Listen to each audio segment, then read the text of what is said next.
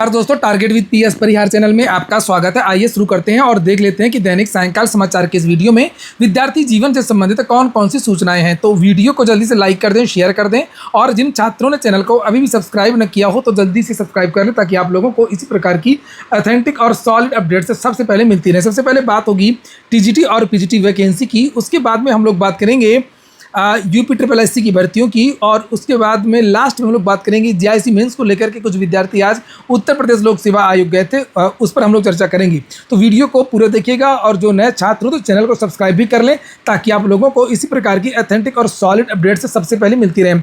सबसे पहले हम लोग चर्चा कर रहे थे टीजीटी और पीजीटी की। तो आज युवा मंच के छात्रों ने यहाँ पर शिक्षा निदेशालय में देख सकते हैं आप लोग, युवा मंच और बहुत सारे जो प्रतियोगी छात्र जो चाहते हैं कि टीजीटी पीजीटी का विज्ञापन पुरानी नियमावली से आए, इन विद्यार्थियों ने आज यहाँ पर ये ज्ञापन दिया है। ये देख सकते हैं आप लोग, और ये ज्ञापन इसलिए दिया गया है क्योंकि 21 तारीख को यानी कि कल लखनऊ में एक बड़ी बैठक है शिक्षा विभाग की, जिसमें भर्तियों को लेकर के निर्णय लेना है, खासतौर से टीजीटी और पीजीटी को लेकर के। वहीं पर विद्यार्थियों की ये भी मांग है कि टीजीटी पीजीटी असिस्टेंट प्रोफेसर भर्ती जितनी भर्तियां हैं, शिक्षक भर्तियां, इसमें अनावश्यक देरी हो रही हो तो ये विज्ञापन भी जल्द से जल्द निकाला जाए। इसको भी लेकर बहुत जल्द विद्यार्थी शिक्षक सेवा चयन आयोग में ज्ञापन देंगे और जिम्मेदार अधिकारियों से वार्ता करेंगे। वास्तव में बहुत ज़्यादा समय हो गया है और अभी भी किसी भी महत्वपूर्ण वैकेंसी का नोटिफिकेशन जारी नहीं हुआ है। और छात्रों ने जो आज ये ज्ञापन दिया है उसको देख लीजिए। अशासकीय सहायता प्राप्त माध्यमिक विद्यालयों में रिक्त 20,000 से अधिक पदों पर पुरानी नियमावली से विज्ञापन जारी करने के संबंध में श्रीमान अपर शिक्षण निदेशक माध्यमिक कामताराम पाल जी हैं, उन्हीं को इन विद्यार्थियों ने ये ज्ञापन दिया, जिससे आप लोग यहाँ पर देख सकते हैं बहुत सारे विद्यार्थियों के यहाँ पर नाम लिखे। वहीं पर विद्यार्थियों की तरफ से ये प्रेस विज्ञप्ति जारी की गई है, जिससे आप लोग देख सकते हैं लिखा है टीजीटी पीजीटी के 20,000 से अधिक रिक्त पदों पर पुरानी नियमावली से विज्ञापन जारी करने को सौंपा ज्ञापन युवा मंच। और वही सब बातें लिखी हैं। युवा मंच के प्रदेश अध्यक्ष अनिल सिंह ने कहा कि माध्यमिक शिक्षा मंत्री गुलाब देवी जी के निर्देशन में 3 अगस्त 2026 को हुई वार्ता के क्रम में 11 अगस्त को मुख्यमंत्री सहित शिक्षा विभाग निदेशकों एवं प्रमुख सचिव को पत्र और ज्ञापन देकर के पुरानी नियमावली से विज्ञापन जारी करने की मांग उठाई थी। अब 21 अगस्त 2026 को शासन स्तर पर प्रस्तावित बैठक में इस मुद्दे पर हर हाल में सकारात्मक एवं अभ्यर्थी हित में निर्णय लिया जाना चाहिए। और उन्होंने कहा कि 16 सितंबर 2025 को जारी शासनादेश के नियमों में किए गए बदलावों के कारण लगभग 7 लाख से ज़्यादा विद्यार्थी भर्ती से वंचित हो जाएंगे। नई नियमावली में कई ऐसी शैक्षिक अर्हताएं जोड़ दी गई हैं जिनसे लंबे समय से शिक्षक बनने की तैयारी कर रहे लाखों प्रतियोगी छात्र बाहर हो गए। ऐसे में लंबित टीजीटी पीजीटी भर्ती का विज्ञापन नई नियमावली के आधार पर जारी करना अभ्यर्थियों के साथ में न्याय नहीं होगा। युवा मंच द्वारा सौंपे गए ज्ञापन में विशेष रूप से बताया गया कि नई नियमावली में बीएड की अनिवार्यता, हिंदी विषय की अर्हता में बदलाव, कला एवं प्राविधिक कला के अभ्यर्थियों के अवसर सीमित किए जाने, संगीत विषय में अतिरिक्त अर्हता की बाध्यता और शारीरिक शिक्षा में पीजी अभ्यर्थियों के अवसर प्रभावित होने, गृह विज्ञान में पीजी की अनिवार्यता तथा सामाजिक विज्ञान, अंग्रेजी सहित अन्य विषयों में अर्हताओं में किए गए बदलावों से बड़ी संख्या में अभ्यर्थी प्रभावित हुए हैं। और आगे यहाँ पर लिखा, अनिल सिंह ने कहा कि 20,000 से अधिक रिक्त पदों पर विज्ञापन जारी होने में हो रही देरी से भर्तियों में आक्रोश बढ़ रहा है। सरकार यदि वास्तव में युवाओं को रोजगार का अवसर देना चाहती है तो 21 अगस्त 2026 की बैठक में पुरानी नियमावली के आधार पर विज्ञापन जारी करने का स्पष्ट निर्णय लेना होगा। उन्होंने चेतावनी दी है कि 21 अगस्त 2026 की बैठक में अभ्यर्थी हित में निर्णय नहीं लिया गया और पुरानी नियमावली के आधार पर विज्ञापन जारी करने का रास्ता साफ नहीं किया गया तो युवा मंच बड़े आंदोलन का आगाज करेगा, जिसकी पूरी जिम्मेदारी सरकार और शासन प्रशासन की होगी। अब बात होगी उत्तर प्रदेश अधीनस्थ सेवा चयन आयोग की। यूपी ने 4 नोटिस आज जारी करी हैं। ये देख सकते हैं 20 अगस्त की ये नोटिस है और ये नोटिस है वन जीव रक्षक मुख्य परीक्षा।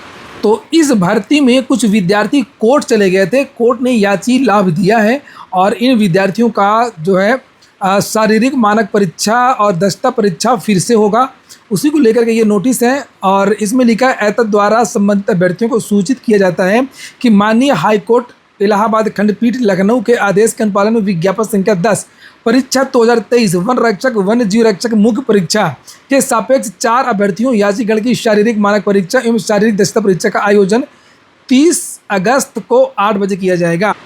अगली एक और नोटिस है, ये देख सकते हैं आप लोग, जो फार्मासिस्ट की परीक्षा हुई थी 29 जून को, इन विद्यार्थियों की फाइनल आंसर की भी जारी कर दी गई है। आप लोग मिला लीजिए।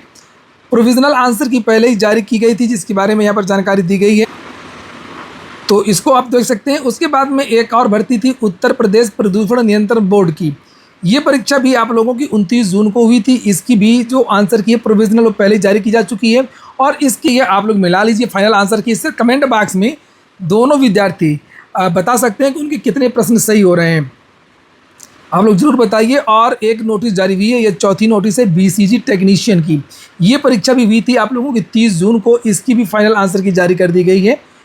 और बीसीजी टेक्नीशियन के विद्यार्थी भी अपना मिला ले, ये देख सकते हैं नीचे, बीसीजी टेक्नीशियन मुख्य परीक्षा उत्तर कुंजी मास्टर सेट।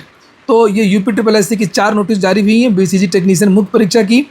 एक है उत्तर प्रदेश प्रदूषण नियंत्रण बोर्ड की संयुक्त समर की, और तीसरी नोटिस है फार्मासिस्ट की। इन तीनों के आंसर की जारी कर दी गई हैं। और वन्य जीव रक्षक में हाईकोर्ट के आदेश के अनुसार कुछ विद्यार्थियों का शारीरिक मानक परीक्षा 30 अगस्त को होगा। तो ये सूचना तो हो गई आप लोगों की यूपी की। और अब हम लोग बात करेंगे जेआईसी मेंस एग्जाम को लेकर। कुछ विद्यार्थियों ने आज उत्तर प्रदेश लोक सेवा आयोग में ज्ञापन दिया है जेआईसी मेंस को लेकर। ये देख सकते हैं आप लोग, ये तस्वीरें हैं इन विद्यार्थियों की। ज्ञापन देख लीजिए, सब कुछ आप लोग समझ जाएंगे। ये विद्यार्थी चाहते हैं कि जो 30 अगस्त को परीक्षा होने वाली है जेआईसी मेंस की, इसको स्थगित कर दिया जाए। अरे भाई, जो हो रहा है उसको होने दो। और अगर ये खुद से स्थगित कर देता लोक सेवा आयोग तो लोग हंगामा कर देते। सुन लीजिए इन विद्यार्थियों की भी बातें, क्या बातें हैं, सुनना सबकी चाहिए। सविनय निवेदन है कि यूपी जेआईसी प्रवक्ता की मुख्य परीक्षा आगामी 30 अगस्त को आयोजित होना प्रस्तावित है। छात्र हित को ध्यान में रखते हुए हम सभी अभ्यर्थी आपसे विनम्र अनुरोध करते हैं कि कृपया इस परीक्षा की तिथि को आगे बढ़ाने की कृपा करें।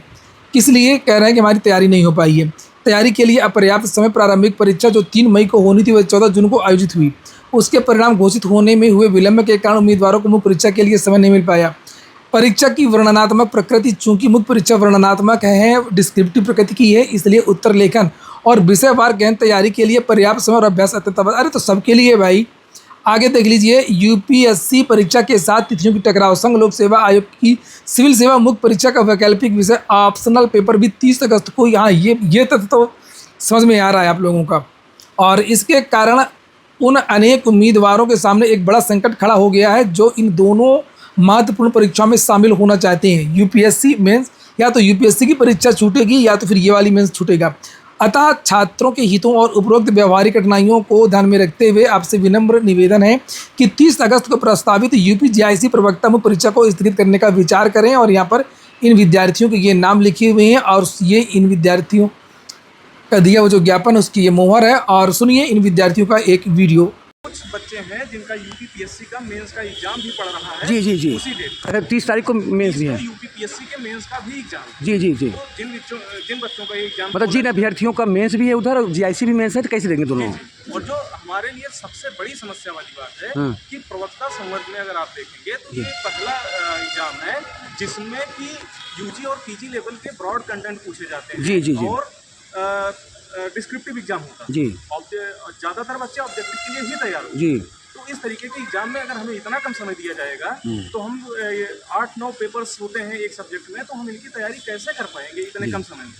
और यहाँ पर जैसे पीसीएस का एग्जाम पहले डिस्क्रिप्टिव हुआ करता था, तो वहाँ पे आयोग ऑप्शन देता था कि 8 प्रश्नों में से 5 का उत्तर देना है। यहाँ पे 20 प्रश्न आते हैं, 20 के 20 के उत्तर देने। जी जी जी जी, और इनकी मूल्यांकन शैली भी जो होती है, ये आधे नंबर ही देते हैं, आप पूर्णतः जी जी जी जी जी। तो अगर आप गलती से आपसे क्वेश्चन छूट गए, आपने 70% ही अटेम्प्ट किया है, तो आप 40% के क्राइटेरिया में भी नहीं फॉल करेंगे और यह निश्चित है कि सीटें खाली चली जाएंगी।